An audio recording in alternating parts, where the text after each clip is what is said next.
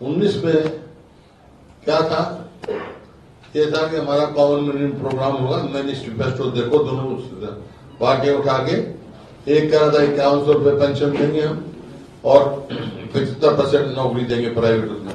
अब और बहुत सारी बातें, बीजेपी का भी बहुत था कि हम स्वामीनाथन का भाव देंगे, C2 फार्मूले पे देंगे।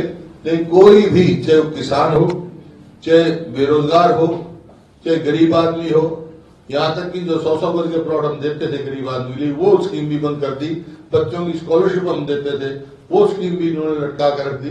कोई भी जनहित के लिए ये गठबंधन नहीं था। कोई इनका जो है नीति के आधार पे गठबंधन नहीं हुआ था, या हरियाणा के विकास के लिए या जनहित के लिए वो गठबंधन नहीं था, एक स्वार्थ हित के लिए गठबंधन था, टूटना ही था।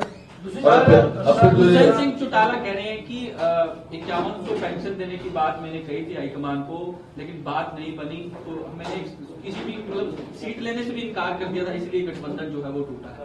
4-4.5 साल के बाद अब चुनाव में दिन कितने बाकी हैं, ये सब लोग समझ चुके हैं, लोगों को गुमराह नहीं हो।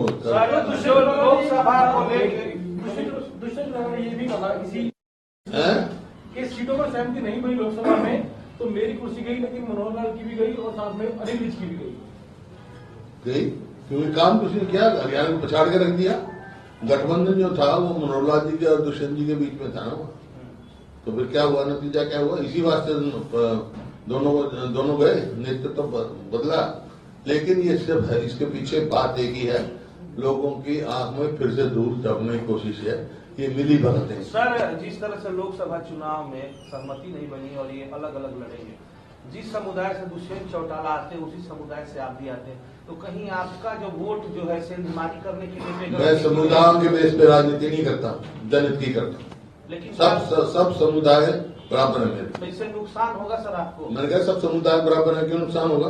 तो एक समुदाय की बात हो रही है, हमारे लिए सब समुदाय बराबर है।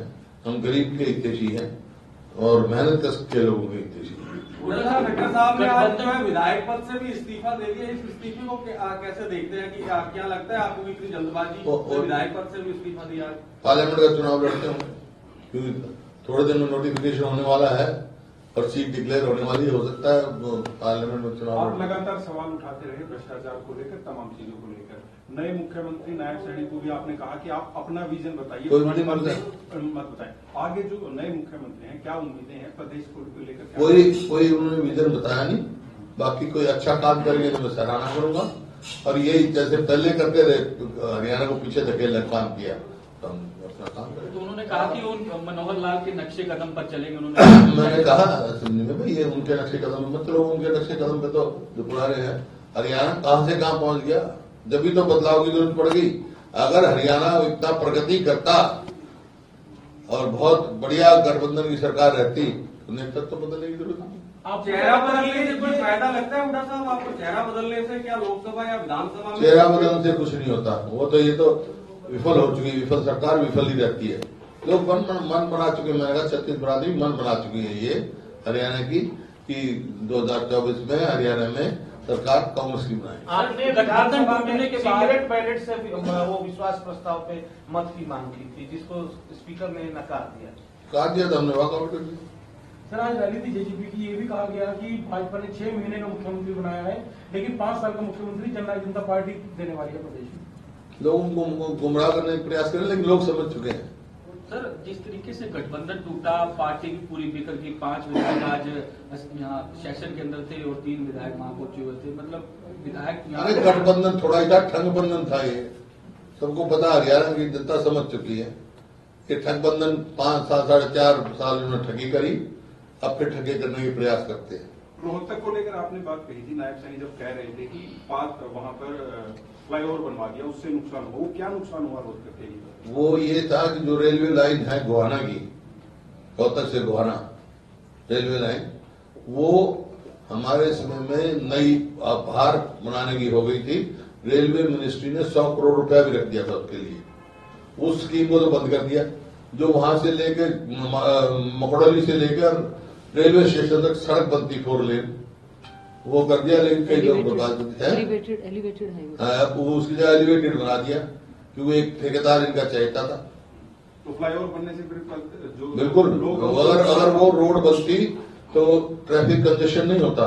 रोहतक वाले को बहुत राहत थी, इसी वास्ते तो रेलवे मिनिस्ट्री से सैंक्शन करवाया था। हुड्डा साहब, अनिल विज की नाराजगी को कैसे देखते हैं आप? एक तरफ ओथ सेरेमनी कंडक्ट होती है, दूसरी तरफ अनिल विज गोलगप्पे खा रहे होते हैं, किस तरीके से देखते हैं पार्टी? ऐसा है, ये भी सरकार में एक विभाग है लूटने और मनाने का। बहुमत सिद्ध करने के लिए भी जो सर आपने हुड्डा साहब आपने कहा कि समय जो है और देना चाहिए था, ये जल्दबाजी में जो सेशन बुलाया गया। नहीं, मतलब ये था कि जैसे रात को कितने बजे किया है, 24 घंटे का तो समय देना चाहिए ना। दूर दूर से आते हैं विधायक, पूरी रात सोए नहीं, कोई हो सकता कोई ना भी पहुंच सकता, ना समय पे इन्फॉर्मेशन गई, तो एक दिन का गैप तो देना ही चाहिए था। मैं ज्यादा नहीं, 1 दिन का 2 दिन का गैप देना, ताकि सहूलियत से पहुंच सके और यहाँ आ सके। अब जो बदलाव हुआ है, पूरा घटनाक्रम हुआ, मुख्यमंत्री बदल गए हैं, कांग्रेस को आप इससे फायदा मानते हैं, नुकसान मानते हैं, और कितना? कांग्रेस का तो मन बना चुके हैं लोग, ये किसी को बदले किसी को बदले। हमने तो जब नो कॉन्फिडेंस था, जब आईना दिखा दिया था इस सरकार का, तो आईना दिखाने के बाद चेहरा बदल दिया। सर, हुड्डा साहब, जिस तरीके से शुरुआत जो है वो हरियाणा से हुई है, बीजेपी के खेमे से अब सांसद जो है वो कांग्रेस के खेमे में, कांग्रेस का दामन जो है उन्होंने थामा है, एक तरीके से गेटवे जो है वो ओपन हुआ है, किस तरीके से देखते हैं? बहुत सारे कोई 30 पूर्व विधायक आ चुके पहले कांग्रेस में, हरियाणा के अंदर और भी कोई मौजूदा सांसद संपर्क में है? 35 पूर्व विधायक आ चुके हैं। ब्रिजेंद्र सिंह के आने से कितना फायदा मानते हैं आप कांग्रेस को? तो परिवार में बढ़ावा है, परिवार बढ़ रहा है। और भी कोई सांसद संपर्क में है हुड्डा साहब? सारी बात आपको अब ये ऐसी चर्चाएं शुरू हो गई हैं सर, हैं? ऐसी चर्चाएं शुरू हुई कि अब वो हिसाब से आप उनको चुनाव लड़वाएंगे, कांग्रेस चुनाव लड़वाएगी, ब्रिजेंद्र पार्टी फैसला करेगी। लिस्ट कब तक आ रही है हुड्डा साहब? हैं? कांग्रेस पार्टी की लोकसभा नहीं, अभी समय है, अभी तो हमारी उसकी स्क्रीनिंग कमेटी की मीटिंग चल रही है। अब तक 15 तारीख को या फिर मीटिंग होगी, उसके बाद नायब सैनिक करनाल के चुनाव लड़ेंगे। अगर लोकसभा में के साथ चुनाव होता है तो करनाल का आप पता नहीं लड़ेंगे उनसे कुछ नहीं, क्योंकि उन्होंने कहा ना कि नायब सैनिक सेवा करेंगे करनाल की, मुख्यमंत्री ने इस्तीफा दे दिया। मेरे को पता नहीं होता, जब चुनाव आएगा जब देखेंगे भाई, ठीक वो तो करना ही पड़ेगा।